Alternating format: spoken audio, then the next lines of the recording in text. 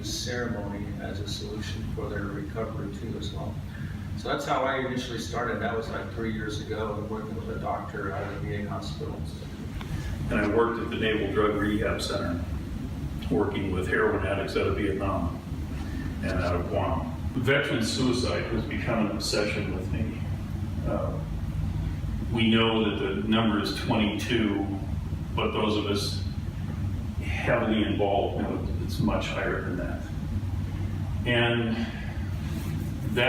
my involvement with that, the suicide issue, led me to take a look at integrated medicine alternatives. In 2002, I suffered a fatal traumatic brain injury. I died twice post-op. I had a sort of subdural hematoma, which put this upper right quadrant was all white, it was all blood. They gave me half a 1% chance of survival. Obviously, I had 2 grand mal seizures, died twice. I didn't die the third time, obviously.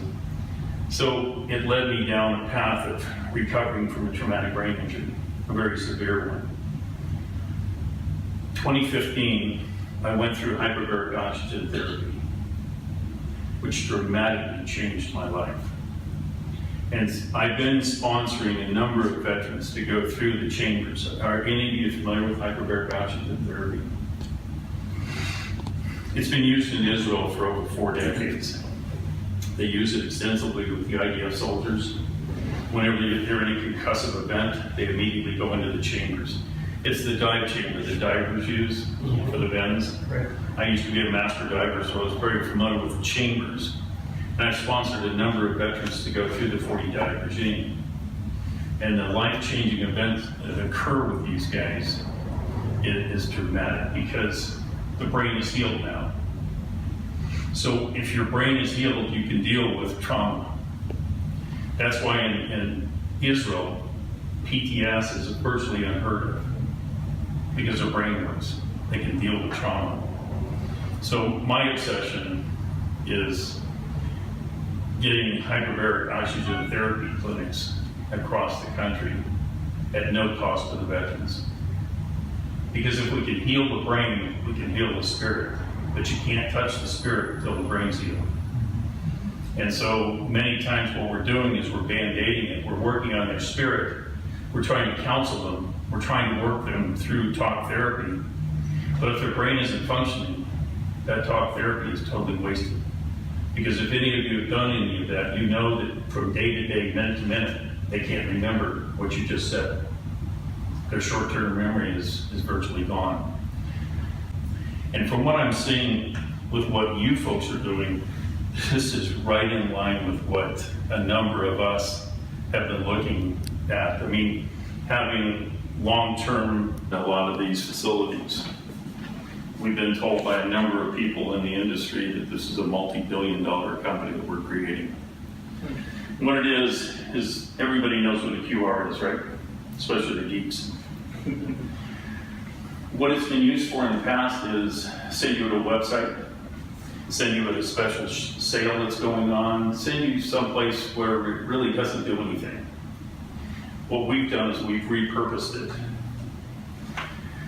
Stickers for your helmets, motorcycle, bicycle, construction, railroad workers. If you're injured, paramedics, first responders will come up and scan this. They'll get immediate medical information on you.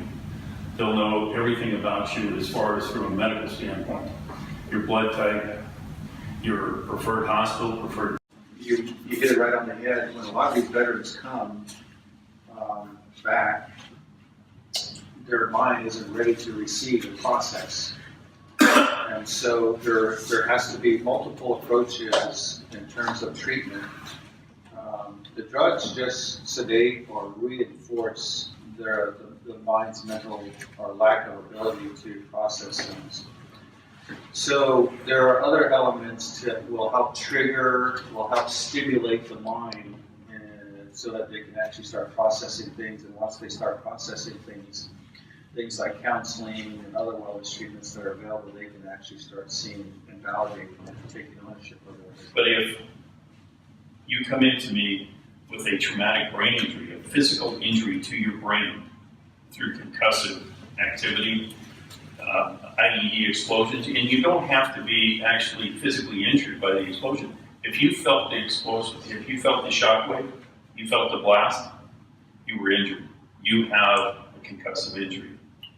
So if you treat the brain with the oxygen and you actually heal the physical injury in the brain, now you're on the road to recovery, because now the therapy works. And you know very well the counseling you've done with the tribal members, you know that a lot of times it's like you're talking to a brick wall. They have no idea what you're talking about, or it doesn't last. They don't carry it and they don't take it with them. The other part of that experience to trigger the mind is oxygen is a delivery system to the brain and throughout the body, which creates a lot of cleansing elements. So the delivery sources could be paired up with other medicinal pieces. So, for example, aromatherapy or detoxing elements that could be associated with that. So, through native traditions and native ceremonies, they take that all into consideration. So you have aromatherapy services through the plant medicines. You have the intake of a sweat lodge in terms of the kinds of heat that goes into your body. And you breathe that in, and actually the heat actually triggers the mind.